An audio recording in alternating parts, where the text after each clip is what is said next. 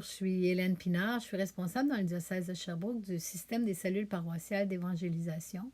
Et vous vous rappelez que du 5 au 8 septembre 2019, on recevait la session nationale au sanctuaire du Sacré-Cœur de Beauvoir, dans le diocèse de Sherbrooke.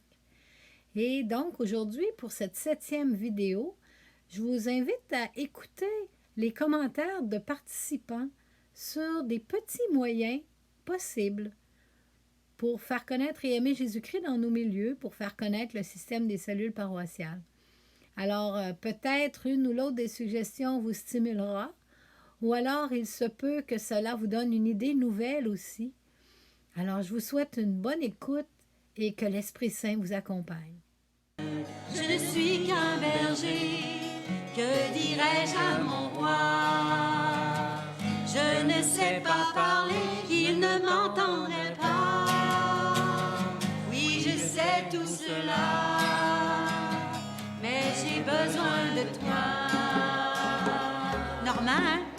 Numéro 25, la page 13.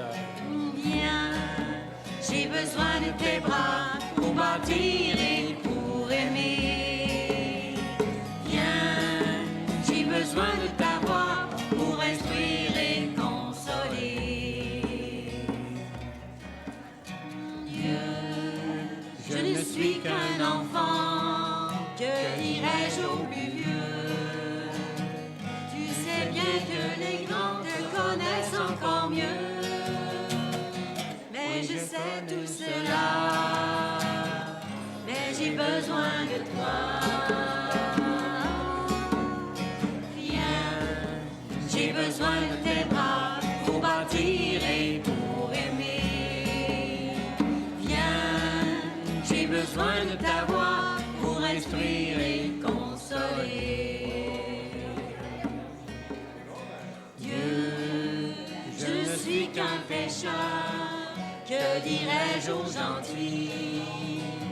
Je n'ai rien d'un pécheur au langage poli, mais je sais tout cela, mais j'ai besoin de toi. Viens, j'ai besoin de tes bras pour bâtir et pour aimer. Viens, j'ai besoin de ta voix pour instruire et consoler.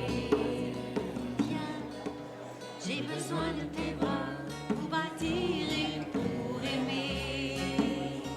Viens, j'ai besoin de ta voix pour instruire et consoler. Et j'aimerais que vous trouviez aussi dans vos pochettes une feuille qui s'appelle « Défi 2019 ».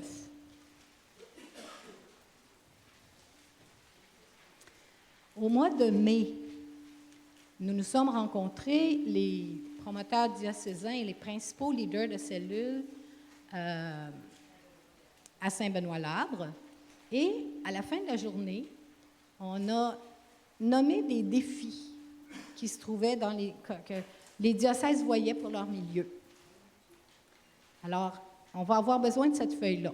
C'est ça. Alors, en 2002, à Québec, Mario Saint-Pierre, c'est un prêtre. Est-ce qu'il est religieux? Non. OK. C'est un prêtre séculier. Il travaille beaucoup en France maintenant. Il a écrit des livres beaucoup il réfléchit énormément sur l'évangélisation. Il a écrit un livre sur Néhémie. Et dans ça, il parle des 7 P. La pédagogie, là, je vais probablement en oublier un, là, je n'oublie toujours un. Du prochain plus petit pas personnel possible. Maintenant, je vais nous demander ensemble de chercher le prochain plus petit pas possible communautaire. Du corps. Bien, communautaire, du commun, du corps. Alors là, on ne va pas juste chercher moi dans ma vie, mais on va chercher nous. Alors, on va se donner d'abord un temps, on va redemander l'Esprit avec nous. On va se donner un petit temps de silence après. Chacun peut commencer à penser. Quel serait un petit pas? Et c'est pour ça que je vous ai fait sortir la feuille de défi. C'est sorti d'une journée de prière ensemble, de discernement en groupe, avec les promoteurs et avec les leaders diocésains. Alors, il y a peut-être des pistes là-dedans, à ne pas perdre de vue, qui peuvent nous donner des idées. Et si vous avez un petit pas possible, je vous invite à l'écrire. Vous avez des feuilles blanches dans vos pochettes. Écrivez.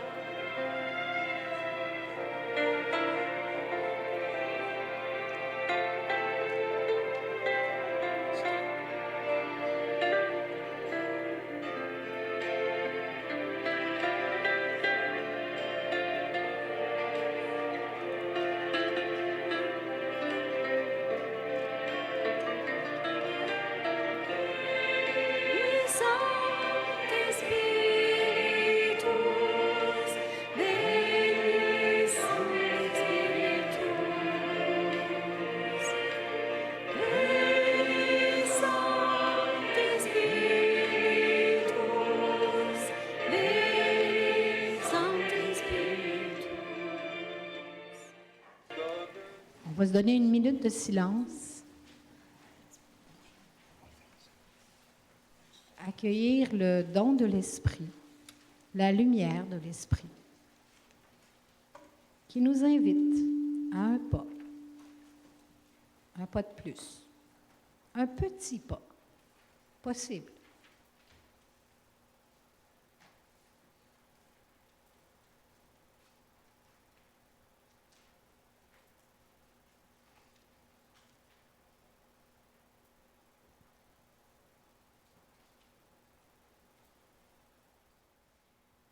Et pour les 15 prochaines minutes, je vous invite à vous mettre en petits groupes, comme vous désirez. On reste dans la chapelle et on essaie ensemble de se dire, ça serait quoi?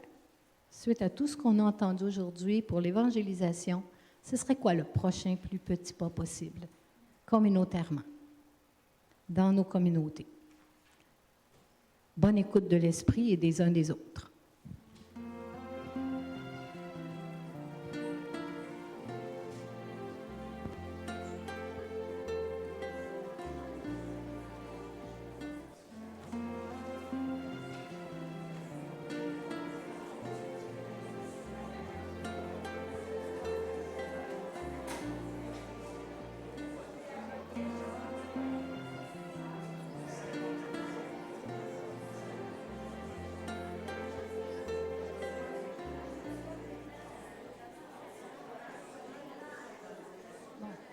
Alors, j'aimerais, pour les 10 prochaines minutes, écouter. Là, je vais vous inviter à lever la main les personnes qui veulent nous dire qu'est-ce que l'Esprit a soufflé comme petit pas possible. Il y en a beaucoup. Bien, choisissez en un ou deux. Il y a une personne qui a dit qu'à son retour chez elle, elle allait parler de sa fin de semaine à Beauvoir, à son comité de liturgie. C'est une excellente chose qui peut être faite, petit pas possible. Hey, Monseigneur Cyr, il est rendu où? Il est rendu en arrière, il ne veut plus nous entendre. Hey, ça va bouger dans le diocèse, je vous promets. OK, j'écoute ici. Nous, il y a une personne qui nous a dit que dans son coin, ils vont parler rapidement à leur curé qui ne donne aucun soutien. Il a même dit, c'est quoi qu'il vous a dit? C'est que vous pouvez faire des cellules tant que vous voulez, moi ça me dit rien. Bon. Fait qu'ils vont faire un petit pas. Et le premier grand pas possible, c'est de prier pour ce curé-là. On est beaucoup de monde pour prier pour lui ici, là. Tu vas voir les conversions, c'est possible. Bon, on a fait un chapelet qu'on a prié la dernière dizaine pour les prêtres. Puis à cette dizaine-là, je les ai toutes envoyées s'habiller, se préparer pour la messe. Je les ai toutes dérangées. Quelle affaire. Une autre équipe qui veut nous donner un petit pas possible.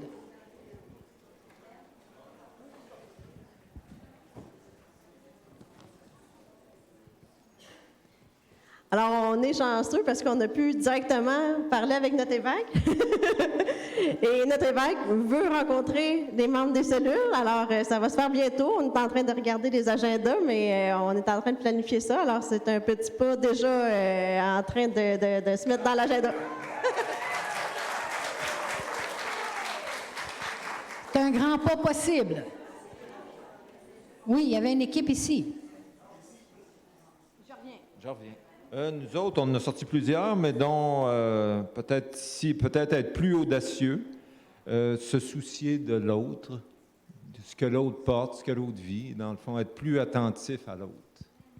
C'est un des pas importants comme évangélisateur. Je continue, je vais revenir. Luc? Bien, nous autres, on pensait comment briser les barrières, comment s'unir, comment amener les gens en Église à entrer dans cette dynamique de nouvelle évangélisation. Puis pourquoi pas faire un petit chapelet toutes les semaines à Marie pour la nouvelle évangélisation qui permettrait aux gens déjà en paroisse, ils connaissent bien Marie, ils connaissent bien les chapelets, c'est plus traditionnel, mais les faire découvrir peu à peu toute cette vision systémique dans la prière. Alors, il faut faire connaître le chapelet de la nouvelle évangélisation. Là.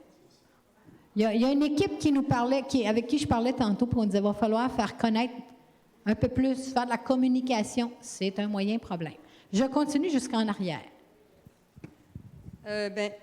Entre autres, nous, on voulait élargir la fraternité, aller vers les gens qu'on ne connaît pas, comme après la messe, par exemple, aller parler à quelqu'un qu'on ne connaît pas. C'est un petit pas vers la communauté. Et qui fait qu'on a le goût de retourner. Bon, je continue, je vais me rendre jusqu'en arrière, je vais revenir en avant. Nous, on a pensé des petits pas communautairement, là. On a pensé à initier la création de ponts entre pasteurs, paroisses et mouvements. À Sherbrooke, on a plein de paroisses qui ne savent pas qu'ils ont des cellules. On a plein de curés qui ne savent pas qu'ils ont des cellules dans leur paroisse. Pardonnez-nous, Seigneur, qu'on n'a pas fait notre job. Ici, quelqu'un veut parler. Je passe en arrêtant. Oups. Nous autres, on a parlé d'aller chercher les gens qui ne sont pas à l'Église, si possible, là, qui sont vraiment en dehors du circuit. Puis on pensait que ça pouvait se faire tout simplement en laissant, peut-être comme dans le lieu de travail ou à quelque part dans notre chambre de bain, même pour les gens qui viennent dans la maison, des petits signes religieux comme ça peut être une croix, ça peut être une image, ça peut être des textes qui peuvent être un peu comiques. Ou des textes du pape où on parle de la bonté de notre pape actuel ou des choses de ce genre-là. C'est ça. Et puis aussi, on a parlé pour rejoindre ces gens-là, qu'on pouvait proposer à ces gens-là quelque chose de différent, comme aller faire une activité différente, mais peut-être même à l'intérieur de l'Église, parce que nous autres, à Magog, on fait... Lumière dans la ville, où on part 2 par 2, puis on va chercher des touristes nowhere sur la rue, et on les invite à venir à l'église pour venir allumer une bougie, puis aussi pour demander une faveur ou quelque chose de particulier. Puis j'ai été tellement étonnée de voir la réponse positive des gens. On dit tout simplement, ça vous tente-tu de faire quelque chose de différent? À l'église, on fait une activité différente. Ce soir, l'église est illuminée, les gens viennent, puis j'ai vu des gens pleurer suite à juste avoir été allumés leur bougie. Il y a de la musique, il y a de l'éclairage, puis on voit qu'on rejoint. Et Luc m'avait dit, suite à ça, parce que j'en avais parlé, juste de proposer quelque chose de différent, là. Et puis, il m'avait dit, il faut aller plus loin, laisser une carte d'affaires ou des numéros de téléphone ou une adresse email si jamais la personne veut aller encore plus loin. Oui, c'est ça, hein? Il faut se faire connaître et avoir des contacts. Daniel. Nous, notre paroisse a fermé à Beaulac ce printemps, au mois de juin. Et les gens, c'est sûr, qui vont des paroisses avoisinantes, mais on fête, d'autres, notre curé qui vient, qui a fait ses 60 ans de sacerdoce. Fait que là, j'ai des cartes à vendre pour le souper, puis en même temps, je vais aller voir tous les jeunes qu'on voyait à l'église, pour commencer, que ça existe des cellules chez nous, puis les gens ne se rappellent peut-être plus. Fait que je vais leur ramener la mémoire. Estelle, moi, Je réitère ce que je m'en allais dire. On a mentionné d'inviter à chaque messe les paroissiens à la cellule d'évangélisation pour être sûrs qu'ils n'ont pas oublié. Mais parce qu'ils savent qu'on l'a, mais je pense que c'est un petit rappel. Puis pas avoir peur, puis aussi faire du bénévolat, puis être témoin de notre foi dans nos milieux de travail, milieu social, de ne pas avoir peur de parler de Dieu. Allez, 2 par 2. J'ai un petit peu de misère à choisir, mais je vais essayer d'englober tout ce qu'on s'est dit dans notre équipe. Quand on veut changer le monde, c'est pas facile. La meilleure façon de changer le monde, c'est changer soi-même. Alors nous, ce qu'on se proposait, c'est de peut-être être plus chaleureux, plus humain, et de faire aux autres ce qu'on aimerait qu'on nous fasse et non pas la phrase inverse, là, de ne pas faire aux autres ce qu'on n'aimerait pas qu'on nous fasse. Alors, témoigner de chaleur humaine. C'est bon. Bon. Nous, ça serait les huit coins du canard, là. Nous, c'est tout en lien avec l'accueil. Mais juste quelques-uns qui me manquent comme ça parce qu'on n'a plus canard. En été, ça serait d'accueillir aussi les non-baptisés. Parce qu'on parle beaucoup des baptisés, mais si on reste toujours entre nous, les baptisés, à un moment donné, ça devient un circuit fermé. Puis, c'est qu'on est dans une société qu'on fait moins baptiser jeunes parce que les parents veulent que ce soit les enfants qui prennent la propre décision. Mais ces gens-là, il faut aller les chercher. Puis aussi, les séparer. Souvent, on a encore l'ancienne mentalité que les séparés ne peuvent pas non plus aller comme à communion ou n'importe, mais sont blessés, ces gens-là. Puis il faut aller les chercher aussi. Puis tu sais, on met large, on peut aller chercher aussi les homosexuels, les autres sectes. Il y a plein de gens, des petits, qui ont besoin de nous, qui ont besoin de Jésus-Christ. Merci. Oui, il y a des grands pas.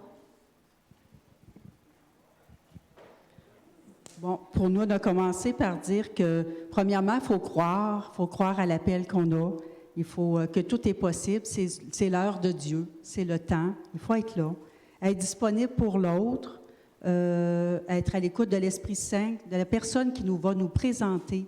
C'est pas nous qui décidons de convertir ou d'évangéliser, c'est l'Esprit Saint. Donc, il faut prendre le temps de réfléchir et d'être à l'écoute, d'être disponible, d'être là. D'être témoin aussi d'inclusion. Donc, Marie-Louise parlait de ne pas exclure les gens, même si on est tenté de le faire. De faire des choix de Dieu, c'est coûtant, mais la foi, c'est ça. Donc, notre amour est plus grand à ce moment-là.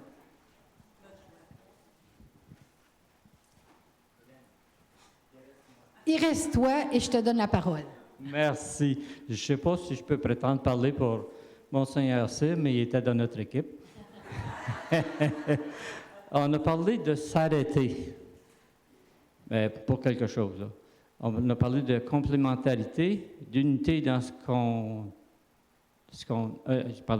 d'unité, parler d'individualisme versus le communautaire. On n'est pas en compétition. Reconnaître les talents, les fonctions. Prendre des décisions communautaires et les poursuivre en communauté, mettre en veilleuse ce qui est individu ou individualiste, et finalement, l'exemple. Puis ce qu'on a dit sur l'exemple, c'est si on dit, on fait, et si on fait, on dit. Et si on fait ce qu'on dit, c'est ça. Tes gestes parlent plus fort que tes mots. Quelque chose du genre. Ce que tu es parle plus fort que ce que tu dis. Oui, ce que tu es, oui, et ce que tu fais parle plus fort que ce que tu dis. Voilà. Voilà. C'était ce que nos participants et participantes avaient trouvé comme idée pour faire connaître et aimer Jésus-Christ autour d'eux. J'espère qu'une ou l'autre de ces idées vous a plu et vous permettra à votre tour de tenter l'expérience de parler de Jésus-Christ autour de vous. Bonne semaine et à la semaine prochaine.